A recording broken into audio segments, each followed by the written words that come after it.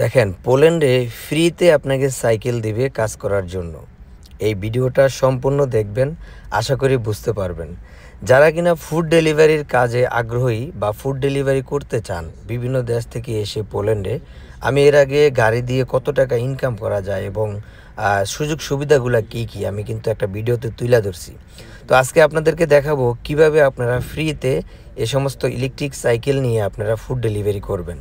তো আমরা একটা অফিসে চলে আসলাম। এখানে আমার কিছু ক্লায়েন্ট, আমার কিছু ভাই বেরাদার, ওনাদেরকে একটা সাইকেল নিয়ে দেওয়ার জন্য। তো দেখেন, অলরেডি আমরা কিন্তু সব কিছু কাগজপাতি রেডি করে একটা সাইকেল অলরেডি ট্রায়াল দিতেছি যে এই সাইকেলটা দিয়ে কিভাবে কাজ করা যায়। তো সাইকেল দেওয়ার সাথে সাথে আপনাকে তারা একটা সুন্দর ব্যাগ দিবে, যে ব্যাগটা পিছনে আপনার পিঠের সাথে খুব স্মুথলি লেগে যায়, এবং সাথে ব্যাটারি দিবে সাইকেলের দুইটা, একটা থাকবে লাগানো, একটা বাসায় আপনি চার্জে রেখে যাবেন। এবং যখন নাকি আপনার চার্জ ফুরিয়ে যাবে, ধরেন আপনি একটা সাইকেল ব্যাটারি দিয়ে আপনি 5 ঘন্টা কাজ করতে পারবেন। 5 ঘন্টা পরে আবার এসে আপনি চাইলে আরেকটা ব্যাটারি নিয়ে আপনি আবার সুন্দর মতো সারাদিন 10 ঘন্টা কাজ করতে পারবেন। তো একটা সাইকেল দিয়ে আপনি মোটামুটি কত টাকা ইনকাম করা যায় এটাও আজকে আপনাদেরকে বলে রাখি। দেখেন, যারা কিনা পোল্যান্ডের ডকুমেন্টে আসেন বা পোল্যান্ডের মধ্যে কোনো কোম্পানিতে বা যেভাবে হোক আপনি চলে আসলেন, এখন আপনাকে এই কাজটাই করতে হবে। তো আপনি যদি প্রতিদিন 10 ঘন্টা করে কাজ করতে পারেন, তাহলে মোটামুটি নর্মালি 300 থেকে 200, 250, 300 এর ভিতরেই আপনার ইনকামটা থাকবে। তো এটা অনেক সময় কম বেশ হয় এই কারণ দেখা গেছে আপনি কোনো সময় অর্ডার একটু দূরে দূরে পড়ে, ওই সময় আপনার সময় বেশি যায় কিন্তু আপনার আর্নিংটা কম হয়। আবার অনেক সময় আপনি দেখা গেছে সেন্টার পয়েন্টে আপনি থাকলেন, আপনার ছোট অর্ডার আসলো বা আপনি আশেপাশে বেশি একটা দূরত্বর অর্ডার আসলো না, তখন আপনার দেখা গেছে এই ইনকামটা একটু বেশি হলো। তো এই ইনকামটা অনেক সময় আপ ডাউন করে, আপনি টিপস পাবেন, এটার উপরে অনেক কিছু নির্ভর করে।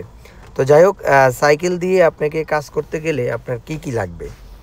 আপনাকে কিছুই দিতে হবে না, শুধুমাত্র আপনার ফেসেল নাম্বারটা লাগবে, আর আপনার যেই ডকুমেন্ট আছে, যেমন TRC card, valid TRC card এবং আপনার ভ্যালিড পাসপোর্ট।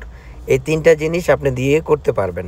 আপনার যদি টিআরসি কার্ড না থাকে, সেক্ষেত্রে আপনি চাইলে আপনার যে বৈধ পাসপোর্ট আছে এবং সেটাতে যদি আপনার ভিসা থাকে, সেই ভিসা অথবা পাসপোর্টের উপরেও আপনি কিন্তু চাইলে এই সাইকেলটা ভাড়া নিতে পারেন এবং এটা দিয়ে কাজ করতে পারেন।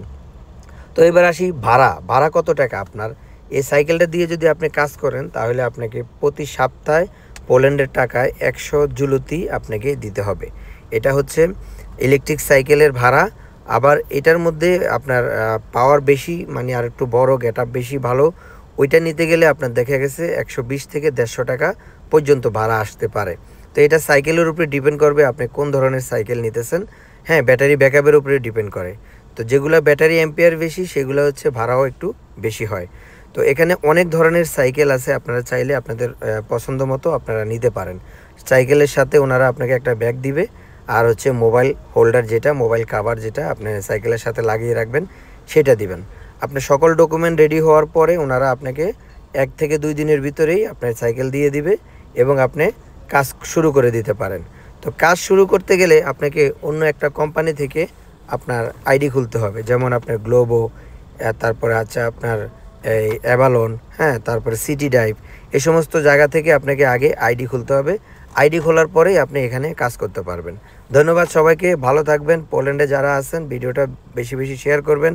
নতুন যারা আসে তারা যেন ভিডিওটা দেখে তাদের উৎসাহ যেন বাড়ে এবং তারা যেন এখানে এসে কাজ করতে পারে। ধন্যবাদ সবাইকে, ভালো থাকবেন। আসসালামু আলাইকুম।